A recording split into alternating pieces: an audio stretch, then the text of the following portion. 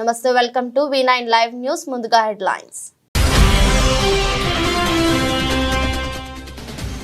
భారీ వర్షాలపై సీఎం రేవంత్ అత్యవసర సమావేశం. భారీ వర్ష సూచన ఉన్న ప్రాంతాల్లో అధికారులు అలర్ట్ గా ఉండాలన్న సీఎం.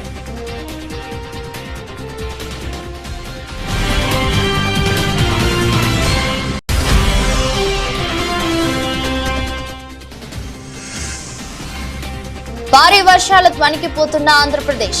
వరదను సమర్థంగా ఎదుర్కొంటామన్న సీఎం చంద్రబాబు.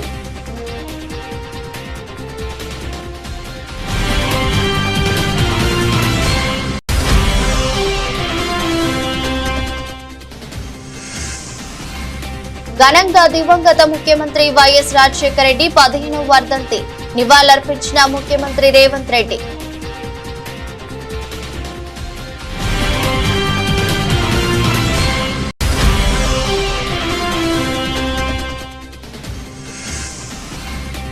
ప్రకాశం బ్యారేజీకి రికార్డు స్థాయిలో వరద. భారీ వరదలతో విరిగిపోయిన ప్రకాశం బ్యారేజ్ మొదటి 3 గేట్లు.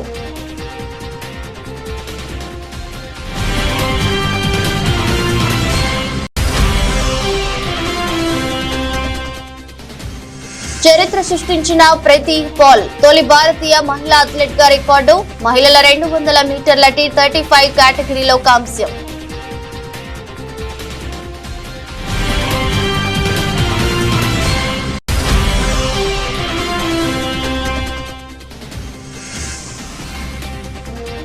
బంగారు కొనుగోలుదారులకు శుభవార్త. వరుసగా 3వ రోజు తగ్గిన బంగారం ధరలు.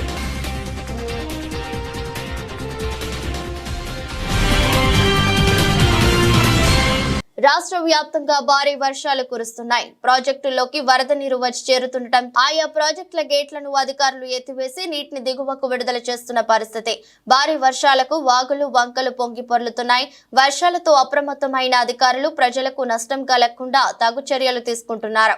మరోవైపు రాష్ట్రంలో ఎడతెరిపి లేకుండా కురుస్తున్న వర్షాలపై సీఎం రేవంత్ రెడ్డి అత్యవసర సమావేశం ఏర్పాటు చేశారు. కమాండ్ కంట్రోల్ సెంటర్ లో ముఖ్యమంత్రి సమీక్ష నిర్వహించగా మంత్రులు కోమటిరెడ్డి, వెంకటరెడ్డి, శ్రీధర్ బాబు, సీఎం సలహాదారు వేం నరేందర్ రెడ్డి, ప్రభుత్వ ప్రధాన కార్యదర్శి శాంతి కుమారి, డీజీపీ జితేందర్, వివిధ శాఖల ఉన్నతాధికారులు హాజరయ్యారు. భారీ వర్షాలతో వాటిల్లిన నష్టం, వరద సహాయక చర్యల పరిస్థితిపై సమీక్ష నిర్వహించారు. రాష్ట్రంలో అత్యధికంగా ఖమ్మం జిల్లాలో వర్షపాతం నమోదైన విషయం తెలిసిందే. వర్షాలకు పలు నదులు, వాగులు, చెరువులు ఉధృతంగా ప్రవహిస్తున్నాయి. వర్షాల కారణంగా ఇప్పటి వరకు 10 మంది మృత్యువాత పడ్డారు. అన్ని జిల్లాల కలెక్టర్లు, ఎస్పీలు, సిపిలతో ఎప్పటికప్పుడు సీఎం మానిటరింగ్ చేస్తున్నారు. ఏజెన్సీ ప్రాంతంలోని ప్రజలకు మరింత అందుబాటులో ఉండాలని సూచించారు. వర్షాల వల్ల నీట మునిగిన పంట పొలాలపై ముఖ్యమంత్రి ఆరా తీశారు. జిల్లాల నుంచి వచ్చే ఫీడ్ బ్యాక్ కోసం సచివాలయంలో టోల్ ఫ్రీ నెంబర్ 0402324540888 ఏర్పాటు చేశారు. అస్నా తుఫాన్ కారణంగా భారీ వర్షాలతో ఆంధ్రప్రదేశ్ వణికిపోతుంది. విజయవాడలో కొండ చర్యలు విరిగి పడటంతో పాటు పలు చోట్ల ఆస్తి, ప్రాణ నష్టం సంభవించింది. దాంతో ముఖ్యమంత్రి చంద్రబాబు నాయుడు క్షేత్రస్థాయిలో పర్యటిస్తూ పరిస్థితిని గమనించారు. అనంతరం విజయవాడ కలెక్టరేట్ లోనే బస చేసిన చంద్రబాబు మీడియాతో మాట్లాడుతూ వరదను సమర్థంగా ఎదుర్కొంటామని చెప్పారు. వరద బాధితులందరికీ న్యాయం జరిగేలా ప్రత్యేక యాక్షన్ ప్లాన్ తో ముందుకెళ్తామని, ఆ తర్వాతే తాను అక్కడి నుండి వెళ్తానని స్పష్టం చేశారు. ఇవ్వాల్సిన ఫుడ్ పాకెట్స్ కానీ అవన్నీ వెళ్తున్నాయి. ఇంకా ముమ్మరం చేస్తున్నాం. ట్రాఫిక్ కూడా కంజెషన్ ఉంది, అన్ని రెగ్యులేట్ చేస్తున్నాం. చివరి ప్రాంతానికి కూడా వెళ్లాల్సిన అవసరం ఉంది. కొంతమంది పేషెంట్ కూడా ఉన్నారు, పిల్లలు ఉన్నారు, కొంతమంది ముసలోళ్ళు ఉన్నారు, వాళ్ళు కూడా తీసుకురావాలి. ఎవరు కూడా ప్యానిక్ రియాక్షన్ అవసరం లేదు. అందరూ ఓపిక పట్టండి. 1 గంట 2 గంటల్లో అందరం ఓపికగా ఉంటే ఇంకా తొందరగా పనులు అవుతాయి. అన్నీ చేస్తానని అప్పీల్ చేస్తున్నా. ఇక్కడే ఉంటా, కంట్రోల్ రూమ్ని యాక్టివేట్ చేస్తున్నా. ఎంతవరకు చేయగలుగుతామో అన్నీ చేసి అందరిని ఆదుకుంటాం. 110 పైన బోట్లు పనిచేస్తున్నాయి. అదే మాదిరిగా 4-6 హెలికాప్టర్లు వస్తున్నాయి. ఒక హెలికాప్టర్లో ఫుడ్ పెట్టడం కానీ, లేకుంటే బోట్లో తీసుకుపోవడం కానీ, పేషెంట్లు తీసుకురావడం కానీ ఇవన్నీ జరుగుతున్నాయి. వర్షం కూడా పడతా ఉంది, అయినా కూడా ఎక్కడ ఆపరేషన్స్ ఆపం, అన్ని విధాలు. సార్, ప్రకాశం బ్యారేజ్ 69 గేట్ దగ్గర బోట్లు ఇవన్నీ ఇప్పుడు నేను అవన్నీ మాట్లాడను. ప్రతి ఒక్కదానికి మనం అవన్నీ మాట్లాడడం కరెక్ట్ కాదు. ప్రస్తుతం నా డ్యూటీ ఎట్టి పరిస్థితుల్లో కష్టాల్లో ఉండే ప్రజలను ఆదుకోవడం, వాళ్ళ ప్రాణాలు కాపాడుకోవడం, తక్షణ వాళ్ళకి కొంత సహాయం చేయడం అవసరం. అదే చేస్తాం. ఇంకా కూడా మనకు ఓవరాల్గా అక్కడే ఉంది. బంగాళాఖాతంలో వాయుగుండం కారణంగా తెలంగాణలో భారీ వర్షాలు కురుస్తున్న సంగతి తెలిసిందే. ఇప్పటికే జలాశయాలకు భారీ ఎత్తున వరద నీరు చేరుతుంది. ఈ మేరకు రాష్ట్ర వ్యాప్తంగా పలు ప్రాంతాలు ముంపునకు గురవుతున్నాయి. ఈ నేపథ్యంలో నీటిపారుదల శాఖ మంత్రి ఉత్తమ్ కుమార్ రెడ్డి సూర్యాపేట జిల్లాలో పర్యటించారు. నడిగూడెం మండలం రామచంద్రాపురం వద్ద నాగార్జున సాగర్ ఎడమ కాలువకు గండిపడిన ప్రదేశాన్ని Kodad MLA Padmavathi, Suryapet collector Tejas Nandlal Pawar, SP Sanpreet Singh తో కలిసి ఆయన సందర్శించారు. ఈ సందర్భంగా అధికారులను అప్రమత్తం చేశారు. ఇలాంటి ప్రాణ నష్టం జరగకుండా చూడాలని ఆదేశించారు. పంట నీట మునిగిన రైతులు ఎవరూ ఆందోళనకు గురి కావద్దని, కాంగ్రెస్ ప్రభుత్వం అందరినీ ఆదుకుంటుందని మంత్రి ఉత్తమ్ హామీ ఇచ్చారు. ఆయన దురదృష్టవశాత్తు రాష్ట్రంలోనే అతి భారీ వర్షం హుజూర్ నగర్, కోదాడ ప్రాంతంలో పడడం జరిగింది. ఇద్దరి ప్రాణాలు కోల్పోవడం జరిగింది. అదేవిధంగా అనేక ఇండ్లల్లో నీళ్లు రావడం జరిగింది. మరి అన్నిటికీ తగిన రిలీఫ్ చర్యలు ఇప్పుడు తీసుకుంటున్నాం. ఇక్కడ నాగార్జున సాగర్ లెఫ్ట్ కెనాల్ పై పాలేరు నుంచి బ్యాక్ వాటర్ పెరిగి ఈ నీళ్లు నాళ్ళు ఎక్కువై బ్యాంక్లో ఓవర్ఫ్లో అయి బ్యాంక్ మెత్తబడి ఇక్కడ లెఫ్ట్ కెనాల్ తెగడం జరిగింది. ఒక 300 ఎకరాల పొలాలపై కూడా నీళ్లు పోయినాయి. అదృష్టవశాత్తు ఊర్లోకి నీళ్లు పోలేదు. ఈ 300 ఎకరాలు పంట కోల్పోయిన రైతులకి తగిన విధంగా నష్టపరిహారం ప్రభుత్వంలో ముఖ్యమంత్రి గారితో మాట్లాడి ఏర్పాటు చేస్తాము. అదేవిధంగా ఈ కాలువ, ఈ బ్రీచ్ క్లోజ్ చేయడానికి వాటర్ ఇంకొద్ది దక్కిన తర్వాత ఇంకో రోజు తర్వాత పనులు మొదలుపెట్టి వారం రోజుల లోపల ఈ బ్రీచ్ క్లోజ్ చేస్తాం. రాష్ట్ర వ్యాప్తంగా ప్రజలందరూ కూడా అప్రమత్తంగా ఉండాలి. మరి ప్రభుత్వ పరం నుంచి ఏమేమి చర్యలు తీసుకోవాలో అన్నీ తీసుకుంటున్నాం.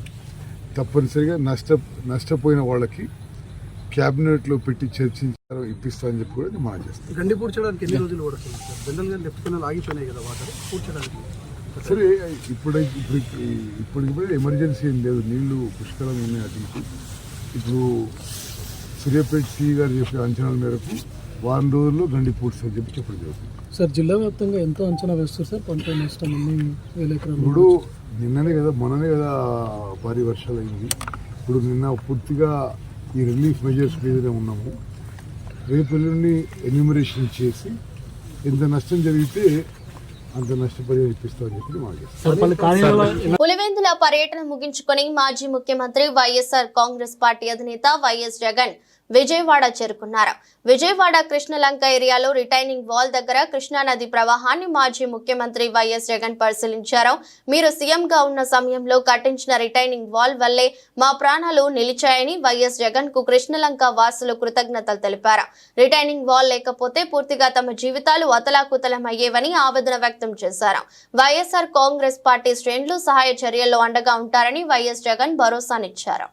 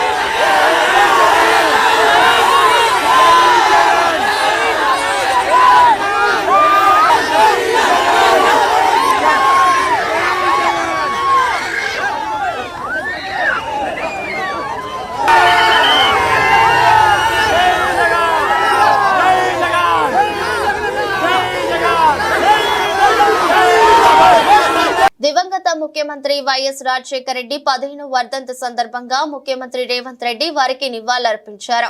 జూబ్లీహిల్స్ నివాసంలో వైఎస్ఆర్ గారి చిత్రపటానికి పుష్పాంజలి ఘటించారు. కార్యక్రమంలో సీఎం సలహాదారులు వేం నరేందర్ రెడ్డి, మాజీ మంత్రి బోధన ఎమ్మెల్యే పి సుదర్శన్ రెడ్డి, పలువురు ప్రజా ప్రతినిధులు, నేతలు కూడా ఉన్నారు.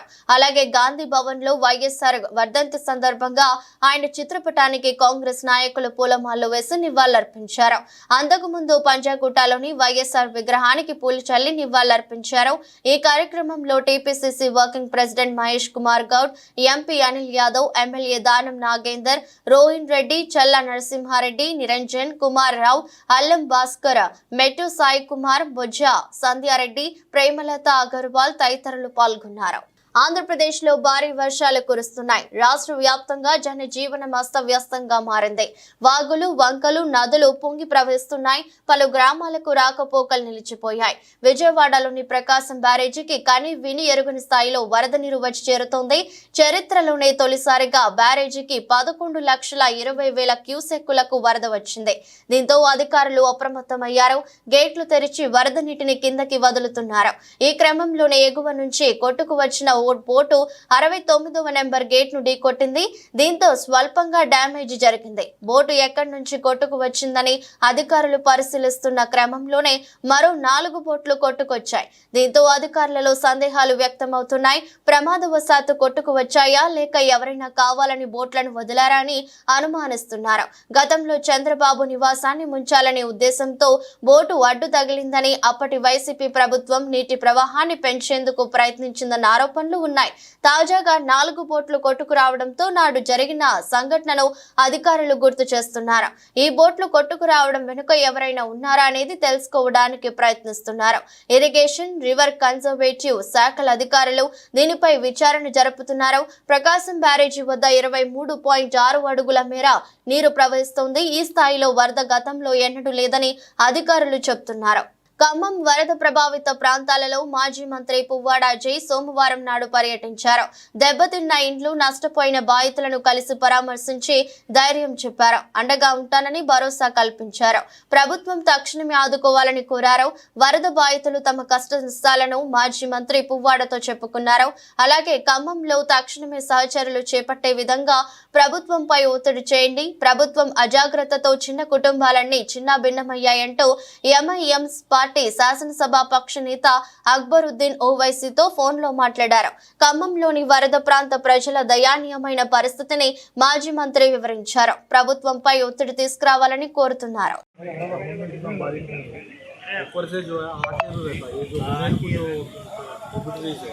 वो और वो अपने आंध्रा से जो पानी आता था वो पूरा आके एकदम फ्लैट और ये लोगों को जो है चेतावनी भी नहीं दिया है, तो बहुत लोग डूब गए। हमारा तो बहुत खराब हो गया। ऐसा जो है करने के लिए भी ये नहीं मिला,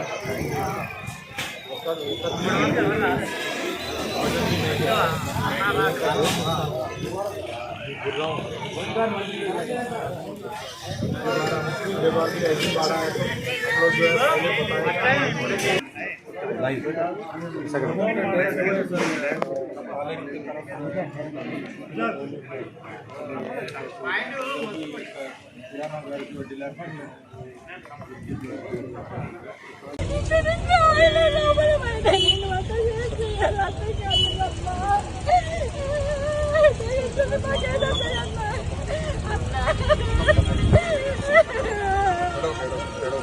రాష్ట్రంలో భారీ వర్షాలు, వరదల నేపథ్యంలో జిల్లాల కలెక్టర్లు, పోలీస్ అధికారులు అప్రమత్తంగా ఉండాలని రెవెన్యూ, సమాచార శాఖ మంత్రి పొంగులేటి శ్రీనివాసరెడ్డి ఆదేశించారు. స్థానికంగా అందుబాటులో ఉంటూ ప్రాణ, ఆస్తి నష్టం జరగకుండా ముందస్తు చర్యలు చేపట్టాలన్నారు. ఎటువంటి పరిస్థితులైనా ఎదుర్కోవడానికి సిద్ధంగా ఉండాలని చెప్పారు. తన నియోజకవర్గం పాలేరులోని నాయకన్ గూడెనికి చెందిన యాకూబ్, ఆయన భార్య సైదా వరదలో కొట్టుకుపోవడంపై మంత్రి పొంగులేటి తీవ్ర భావోద్వేగానికి లోనయ్యారు. తెలిపారు. విలేకరుల సమావేశంలో జరుగుతున్న సమయంలోనే యాకూబ్ కుటుంబం కొట్టుకుపోయిందని సమాచారం అందడంతో కన్నీటి పర్యంతమయ్యారు. నేను ఉదయం నుంచి ఆ కుటుంబాన్ని కాపాడేందుకు చేయని ప్రయత్నం అంటూ లేదు. హెలికాప్టర్లను పంపేందుకు ఫోన్లు చేస్తూనే ఉన్నా భారీ వర్షాలకు హెలికాప్టర్లు టేకాఫ్ కావడం కష్టమన్నారు. మరోవైపు యాకూబ్ సైదాకు ధైర్యం చెప్తూనే ఉన్నా స్థానిక కాంగ్రెస్ కార్యకర్తలను సిద్ధం చేసి ఒక డ్రోన్ ద్వారా వారికి లైఫ్ జాకెట్లను అందించాం. ఇంతలోనే వరద పోతెత్తడంతో వారు ఇంటి గోడ కూలి నీటిలో కొట్టుకుపోయారు. వారి కొడుకు షరఫ్ ను రక్షించగలిగామని మంత్రి తెలిపారు. అనంతరం ఆయన ఖమ్మం వెళ్తూ యాగన్గూడెంలో ఆగి యాకూబ్ సోదరుడు లాల్ సాహెబ్ ఇతర కుటుంబ సభ్యులను ఓదార్చారు. నియోజకవర్గం పాలేరు నియోజకవర్గంలో పాలేరు డౌన్ స్ట్రీమ్ లో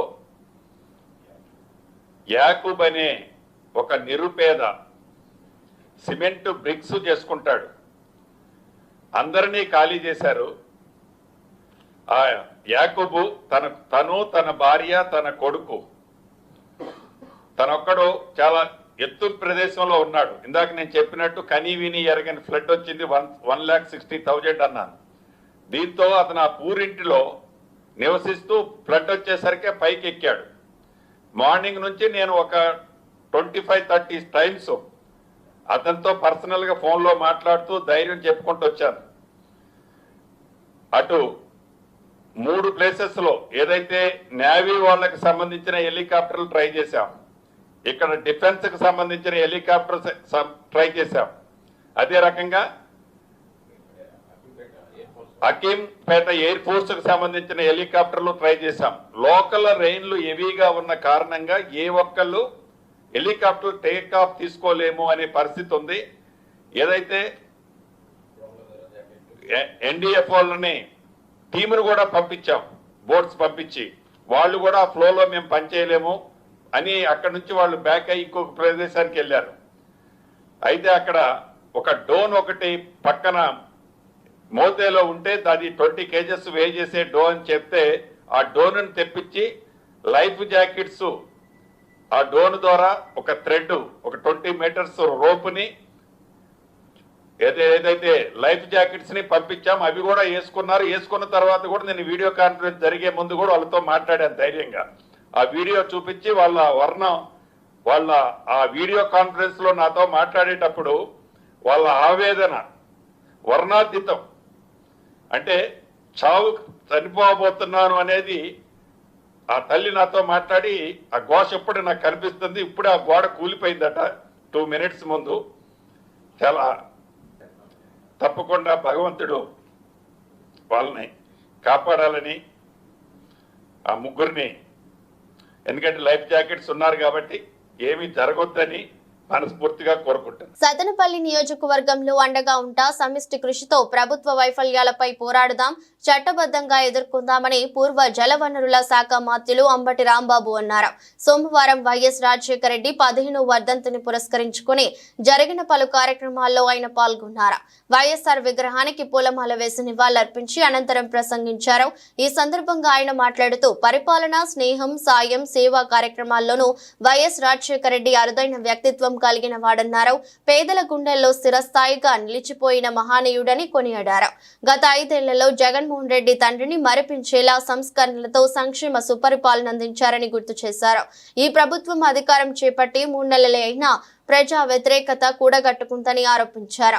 వృద్ధులకు పింఛన్ తప్ప ఈ ఒక్క హామీని అమలు చేయలేదని విమర్శించారు. జీవో నెంబర్ 29లో తల్లికి మాత్రమే తల్లికి వందనం పథకం వర్తిస్తుందని స్పష్టంగా ఇచ్చిన మాట మారుస్తున్నారని ఆరోపించారు.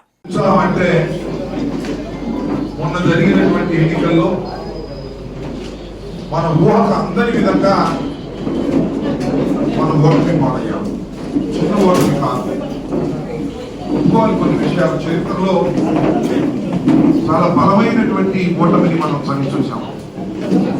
రాష్ట్ర వ్యాప్తంగా బలమైన ఓటమిని చవి చూసాం. మన జిల్లాలో, ఉమ్మడి జిల్లాలో ఒక్క సీట్ కూడా రానటువంటి పరిస్థితి చూసాం. మన నియోజకవర్గంలో అనూహ్యంగా 27,867 ఓట్లతో నేను ఓటమి పాలయ్యాను. ఒక పెద్ద నిరుత్సాహమైనటువంటి కార్యక్రమంలో ఉన్నాం. నేను ఆ రోజు తర్వాత 4వ తారీఖు ఉదయం ఇక్కడి నుంచి వెళ్ళా. వాళ్ళ ఇవాళే ఇక్కడికి రావడం జరిగింది. ఎందుకంటే ఒక నిరుత్సాహంలో ఉన్నప్పుడు కొంత బాధ కలుగుతుంది కాబట్టి రాలేకపోయాను. రాలేకపోయినా పార్టీ కార్యక్రమాలను నేను నిరంతరం హెడ్ ఆఫీస్ నుంచి అన్ని నిర్వహిస్తున్నటువంటి సందర్భం. మీ అందరికీ నేను ఈ సందర్భంగా మనవి చేసేది ఏమిటంటే ఈ నిరుత్సాహం జీవితాంతం ఏమి ఉండదు. ఒక 5 సంవత్సరాల తర్వాత మళ్ళీ ఎన్నికలు జరుగుతాయి. ఆ ఎన్నికల్లో మరోసారి ప్రజల యొక్క నిర్ణయాలు బయటపడతాయి. కాకపోతే నేను ఈ సందర్భంగా మీ అందరికీ చెప్పాలనుకుంటుంది ఏంటంటే ఇప్పుడు నుంచి ప్రారంభమవుతుంది చర్చ. జగన్మోహన్ రెడ్డి గారి పరిపాలన ఎలా ఉంది, చంద్రబాబు నాయుడు గారి పరిపాలన ఎలా ఉంది, ఆయన 5 సంవత్సరాలు ఎలా పరిపాలన చేశాడు, ఈయన ఎలా పరిపాలన చేయబోతున్నాడు, ఇప్పుడు ఈ 3 మాసాల్లో ఏ విధమైన పరిపాలన చేశారు అనేది చర్చ. నేను మళ్ళా మనవి చేస్తున్నా, సత్యనపల్లిలో నేనున్నప్పుడు పరిపాలన ఎలా జరిగింది, ఇప్పుడు ఎలా జరుగుతుంది అనేది కూడా చర్చకు వస్తుంది. 3 నెలలే, ఎక్కువే కాలం. రాబోయే కాలంలో ఇంకా పెద్ద చర్చలు జరుగుతాయి. నేను మీ అందరికీ మనవి చేస్తున్నా, జగన్మోహన్ రెడ్డి గారు ఇచ్చిన ప్రతి హామీని నెరవేర్చాడు. చంద్రబాబు నాయుడు గారు ఇచ్చిన హామీలు పాతపట్నం మండల కేంద్రంలో ఆక్రమణదారులపై చర్యలు తీసుకోవాలి. మాజీ ఎమ్మెల్యే రెడ్డి శాంతి మండల కేంద్రం మహీంద్ర డిగ్రీ కళాశాల సమీపంలోని ప్రహరాజపాలెం రెవెన్యూ పరిధిలోని ప్రభుత్వ భూమిని టీడీపీ నాయకులు ఆక్రమించుకుంటున్నారని, ఆక్రమణదారులపై చర్యలు తీసుకోవాలని మాజీ ఎమ్మెల్యే రెడ్డి శాంతి ప్రభుత్వానికి డిమాండ్ చేశారు. సర్వే నంబర్ 7లో 2 ఎకరాల ప్రభుత్వ భూమిని చదును చేయడంతో ఈ రోజు ఆ స్థలాన్ని ఆమె పరిశీలించారు. ఈ సందర్భంగా మాట్లాడుతూ ప్రభుత్వ భూమిలోని టేకు చెట్లను కూడా నరికివేసి సంపదను ఆక్రమణదారులు దోచుకున్నారన్నారు.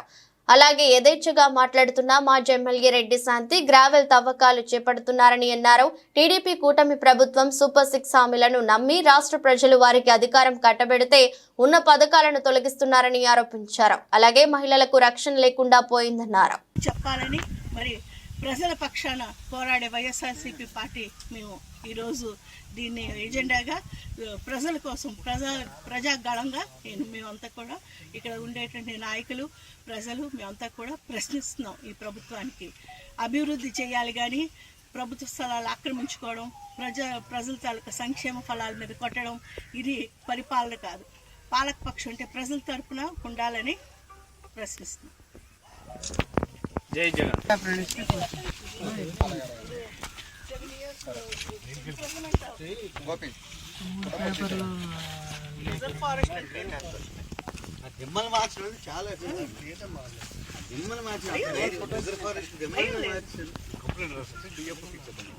మేడం గారు పెద్దసార్ల అటవీ శాఖ మంత్రి పదల కోసం ఒక ట్యాంక్ ఇచ్చారు, ఎంత స్థలమే.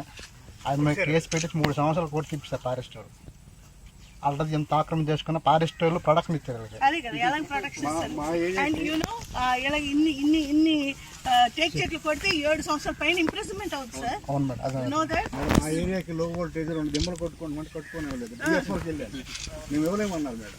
కంప్లైంట్ ఇచ్చినప్పుడు ఫారెస్ట్ మనకి సపోర్ట్ ఇచ్చారు కదా, ఇదంతా ఫారెస్ట్ ఆపారు. ఈ రోజు మీరు ఆ స్టెన్స్ కప్పేసి ఈ రోజు మళ్ళీ కొత్త స్టెన్స్. ఆమ్ ఆద్మీ పార్టీ ఎమ్మెల్యే అమానతుల్లా ఖాన్ అనుమానమే నిజమైంది. సోదాల పేరుతో సోమవారం ఆయన ఇంటికి చేరుకున్న ఎన్ఫోర్స్మెంట్ డైరెక్టరేట్ అధికారులు చివరకు ఆయనను అరెస్ట్ చేస్తున్నట్లు ప్రకటించారు. నాటకీయ పరిణామాల మధ్య ఇంటి ముందు భారీగా బలగాలను మోహరించి ఆయనను తరలించారు. ఢిల్లీ వక్ఫ్ బోర్డు నియామకాల్లో అవకతవకలకు పాల్పడ్డారనే ఆరోపణలపై అమానతుల్లా ఖాన్ ను అరెస్ట్ చేసినట్లు వెల్లడించారు. సోమవారం ఉదయం 7 గంటలకే అమానతుల్లా ఖాన్ ఇంటికి ఈడీ అధికారులు చేరుకున్నారు. సోదాలకు సంబంధించి జారీ అయిన వారెంట్ చూపుతూ తలుపులు తెరవాలని కోరారు. మెయిన్ డోర్ తెరిచిన గ్రిల్ లాక్ చేయడంతో అధికారులు ఇంట్లోకి వెళ్లలేకపోయారు. ఈ సందర్భంగా ఈడీ అధికారులకు ఆప్ ఎమ్మెల్యే అమానతుల్లా ఖాన్ ఆయన కుటుంబ సభ్యుల మధ్య వాగ్వాదం చోటు చేసుకుంది. తనను అరెస్టు చేయడానికే వచ్చారంటూ అమానతుల్లా ఖాన్ ఆరోపించగా అలా ఎందుకు అనుకుంటున్నారంటూ ఈడీ అధికారి ఒకరు ఎదురు ప్రశ్నించారు. దీనిపై మండిపడ్డ ఎమ్మెల్యే అరెస్టు చేయడానికి కాకుంటే 3 గదులు ఉన్న ఇంట్లో ఏం సోదాలు చేయడానికి వచ్చారంటూ అధికారులను నిలదీశారు. ఎమ్మెల్యే అమానతుల్లా ఖాన్ ఇంట్లో సోదాలు జరిపిన తర్వాత ఎమ్మెల్యేను అరెస్టు చేస్తున్నట్లు ప్రకటించిన అధికారులు భద్రతా బలగాల సాయంతో అమానతుల్లా ఖాన్ ను తీసుకువెళ్లారు. పారిస్ లో జరుగుతున్న పారాలింపిక్స్ లో భారత పారా స్ప్రింటర్ ప్రీతి పాల్ రికార్డు సృష్టించింది. మహిళల 2 మీటర్ల T35 కేటగిరీలో కాంస్య పథకం గెలుచుకుంది. దీంతో ట్రాక్ అండ్ ఫీల్డ్ లో 2 పథకాలు సాధించిన తొలి భారతీయ మహిళా అథ్లెట్ గా రికార్డుకెక్కింది. ఆదివారం అర్ధరాత్రి జరిగిన 200 మీటర్ల రేసులో ప్రీతి కెరీర్ లో బెస్ట్ ప్రదర్శన చేసింది. 30.01 సెకండ్ల వ్యక్తిగత అత్యుత్తమ టైమింగ్ తో కాంస్యం నెగ్గింది. చైనా ద్వయం జియా జౌ గువో కియాన్ వరుసగా స్వర్ణం రజతం కైవసం చేసుకున్నారు. అంతకుముందు శుక్రవారం మహిళల 100 మీటర్ల T35 లోనూ భారత స్ప్రింటర్ కాంస్యం సాధించిన విషయం తెలిసిందే. 23 ఏళ్ల ఆమె ఫైనల్లో 14.21 సెకండ్లతో 3వ స్థానంలో నిలిచింది. యూపీకి చెందిన ప్రీతి సోషల్ మీడియాలో పారాలింపిక్ గేమ్స్ క్లిప్లను చూసిన తర్వాత 17 ఏళ్ల వయసులో పారా స్పోర్ట్స్ పట్ల ఆసక్తి పెంచుకుంది. అథ్లెటిక్స్ ప్రాక్టీస్ చేయడం ప్రారంభించిన కొన్నేళ్లకు ఆమె తన గురువు పారాలింపియన్ ఫాతిమా కార్టూన్ ను కలుసుకోవడంతో ప్రీతి జీవితం మారిపోయింది. ఫాతిమా ప్రోత్సాహంతో ప్రీతి జిల్లా రాష్ట్ర జాతీయ స్థాయి పోటీలలో పాల్గొంది. 2023 ఆసియా పారా గేమ్స్ లో అంతర్జాతీయ స్థాయి ప్రదర్శన ఇచ్చింది. దాంతో పారిస్ పారాలింపిక్ గేమ్స్ కు అర్హత పోటీల కోసం ప్రీతి ఢిల్లీలోని జవహర్ లాల్ నెహ్రూ స్టేడియంలో కోచ్ గజేందర్ సింగ్ వద్ద శిక్షణ పొందింది. ఆమె కోచ్ సాయంతో తన రన్నింగ్ టెక్నిక్లను మెరుగుపరుచుకుంది. ఆ తర్వాత ఈ ఏడాది జరిగిన ప్రపంచ పారా అథ్లెటిక్స్ ఛాంపియన్షిప్ లో ప్రీతి తన మొదటి అంతర్జాతీయ పతాకాన్ని కైవసం చేసుకుంది. అక్కడ ఆమె 100 మీటర్లు 200 మీటర్ల ఈవెంట్లలో కాంస్య పతాకాలను సాధించింది. మగవాళ్లకు గుడ్ న్యూస్. వరుసగా 3వ రోజు బంగారం ధరలు స్వల్పంగా తగ్గాయి. 10 గ్రాముల 22 క్యారెట్ల బంగారం ధర 10 తగ్గి 66,940కి చేరింది. ఆదివారం ఈ ధర 66,950గా ఉంది. 24 క్యారెట్ల బంగారం 10 గ్రాముల ధర సైతం 10 దిగొచ్చి 73,030 వద్ద కొనసాగుతోంది. ఆదివారం 73,040గా ఉండేది. 100 గ్రాముల 24 క్యారెట్ల ధర పసిడి ధర 100 మేర తగ్గి 73,300 వద్ద కొనసాగుతోంది. 1 గ్రామ్ గోల్డ్ ధర 7,303గా ఉంది. హైదరాబాద్ లో 22 క్యారెట్ల గోల్డ్ ధర 66,940గా ఉంది. 24 క్యారెట్ల పసిడి ధర 73,030 వద్ద ట్రేడ్ అవుతుంది. విజయవాడ, విశాఖపట్నంలోనూ ఇవే ధరలు కొనసాగుతున్నాయి. దేశంలోని ప్రధాన నగరాల్లో సైతం బంగారం ధరలు సోమవారం తగ్గాయి. ఢిల్లీలో 22 క్యారెట్ల పసిడి ధర 67,090, 24 క్యారెట్ల బంగారం ధర 73,030గా ఉంది. కోల్కతాలో ప్రస్తుతం 22 క్యారెట్ల పసిడి ధర 66,940 పలుకుతోంది. 24 క్యారెట్ల ధర 73,030గా ఉంది. ముంబై, పూణే తదితర నగరాల్లోనూ ఇవే ధరలు కొనసాగుతున్నాయి. చెన్నైలో 22 క్యారెట్ల బంగారం ధర 66,940 గాను 24 క్యారెట్ల ధర 73,030. బెంగళూరులో 22 క్యారెట్ల గోల్డ్ 66,940, 24 క్యారెట్ల ధర 73,030 గాను ఉంది. ఆర్బీఐ వడ్డీ రేట్లు, ఫెడ్ విట్టి రేట్లు వంటి అంశాలు పసిడి ధరల్లో హెచ్చు తగ్గులకు కారణమవుతున్నాయని నిపుణులు చెబుతున్నారు. వార్తలు ముగించే ముందు మరోసారి హెడ్లైన్స్.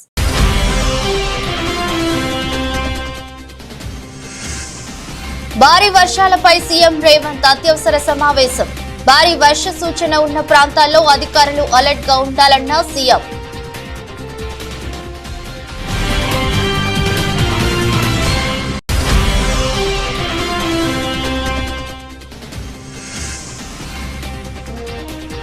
భారీ వర్షాలు వణికిపోతున్న ఆంధ్రప్రదేశ్. వరదను సమర్థంగా ఎదుర్కొంటామన్న సీఎం చంద్రబాబు.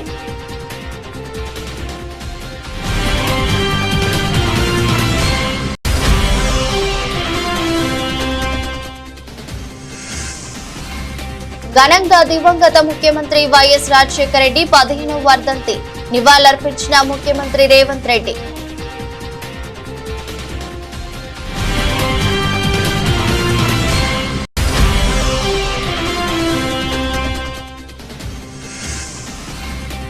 ప్రకాశం బ్యారేజీకి రికార్డు స్థాయిలో వరద.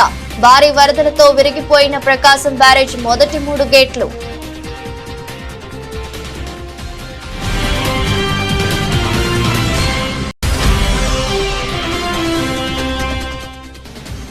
చరిత్ర సృష్టించిన ప్రీతి పాల్ తొలి భారతీయ మహిళా అథ్లెట్ గా రికార్డు. మహిళల 200 మీటర్ల T35 కేటగిరీలో కాంస్యం.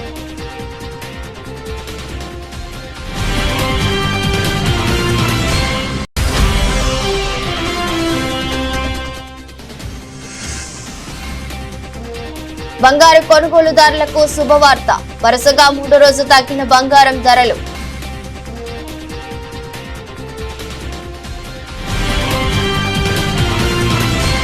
ఈ దృష్టి బులెటిన్ మరో బులెటిన్లో మళ్ళీ కలుద్దాం.